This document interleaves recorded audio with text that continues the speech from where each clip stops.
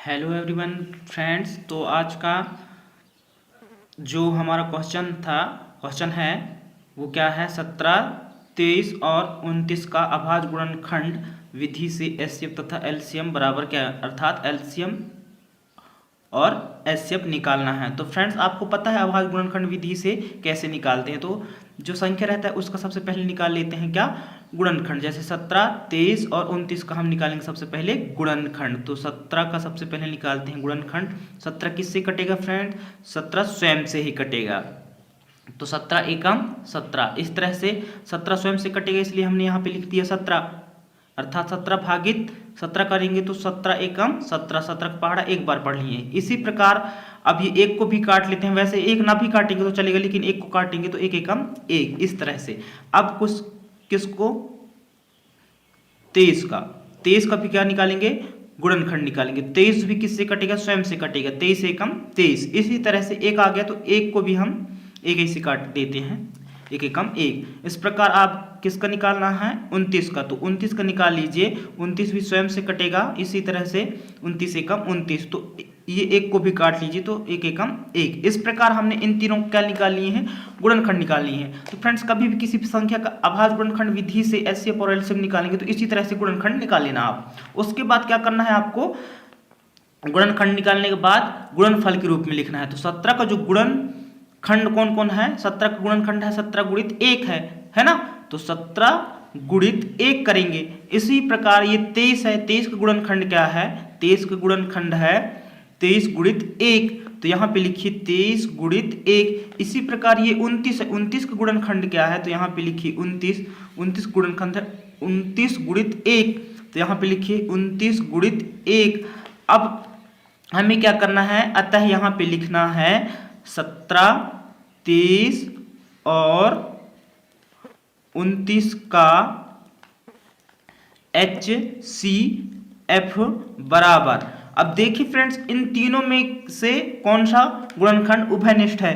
तो 29 का भी गुणनखंड 1 है, 23 का भी 1 है, 17 का भी 1 है। इन तीनों में से यह जो 1 है वह उभयनिष्ठ गुणनखंड है। तो जो तीनों जगह पे मिल रहा है उभयनिष्ठ है, उस वही क्या होता है, एचसीएफ कहलाता है। तो यहाँ पे एक हमारा 17, 23 और 29 का एचसीएफ होगा।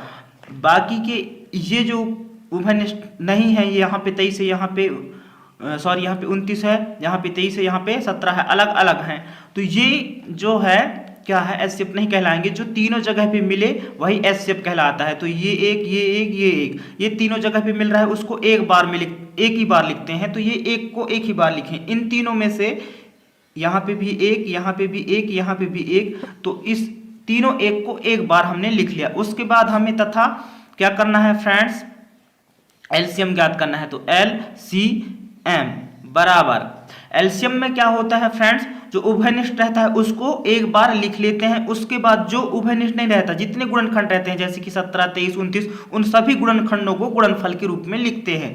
तो जैसे कि जितने गुणनखंड है उसको अब गुणनफल के रूप में लिखेंगे।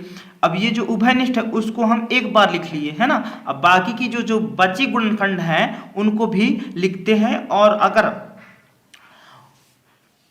जो उभयनिष्ठ रहता है उसकी बड़ी घातों को लिखते हैं। तो यहाँ पे तो वैसा नहीं है, उससे पहले की वीडियो में मैं आपको वो बताया हूँ। तो जैसे कि जितने बचे गुणनखंड हैं उनको भी गुणनफल के रूप में लिखते हैं, तो हम लिख लेते हैं। चलिए जैसे कौन बचा है, 17, 23, 29, बाकी एक तो लिख गया। इन तीनों में से एक को एक ही बार लिखते हैं, तो एक लिख लिए। अब कौन बच रहा है, 17 गुणित ये वाला 23 गुणित कौन बच रहा है, 29। तो इन तीनों में से जो बच रहा था गुणनखंड, उन सभी गुणनखंडों को लिख लेते हैं कब, एलसीएम ज्ञात करते वक्त। उसके बाद गुणनखंड के रूप में लिखने के फल के रूप में लिखने के बाद, गुणनफल के रूप में लिखने के बाद गुणा करते हैं। तो गुणा करिए, 17 एकम 17 गुणित 23 है तो 23 गुणित 29 है तो 29। इसी प्रकार यहाँ पे अब क्या होगा, 17 गुणित 23 करेंगे तो 17 दूनी 34, 17 तिया 51 की 1 हासिल आई 5, और 17 दूनी 34, 34 और 5 कितना होगा, 39, 34 और 5 39। तो 39 लिख दीजिए, गुणित ये 29 है तो 29। आपको ये समझ में आया ना, 391 कैसे आया है, 17 गुणित 23 करे हैं तो आया है, तब आया है। अब यहाँ पे हम 29 गुणित 391 करेंगे तो 9 एकम 9 और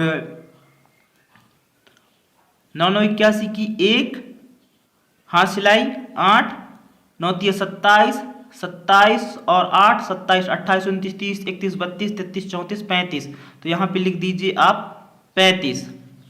अब किसका गुणा करना है? 2 का, इनके साथ में। तो 2 एकम 2, 2 नाम 18 की 8 हासिलाई 1 और 2 तिहाई 6 और 1 जो हासिलाई था वो हो गया 7। तो इस तरह से पूरा गुणा हो गया। अब हम जोड़ देते हैं तो 9 जब कितना उतर गया, 2 और 1 3, 8 और 5 13 की 3 हासिलाई 1, 7 और 3 10 और वो जो हासिलाई था 11 है। तो इस तरह से क्या आ गया फ्रेंड्स? 11,339। ये आ गया क्या? 17 23 और 29 का LCM। तो उम्मीद करता हूं फ्रेंड्स कि आपको यह वीडियो समझ में आई होगी और अच्छी लगी होगी। अगर फ्रेंड्स आप मेरे चैनल को सब्सक्राइब नहीं किए हैं तो चैनल को कर लीजिए सब्सक्राइब और वीडियो को कर दीजिए एक like. Thank you so much video पूरा देखने के लिए।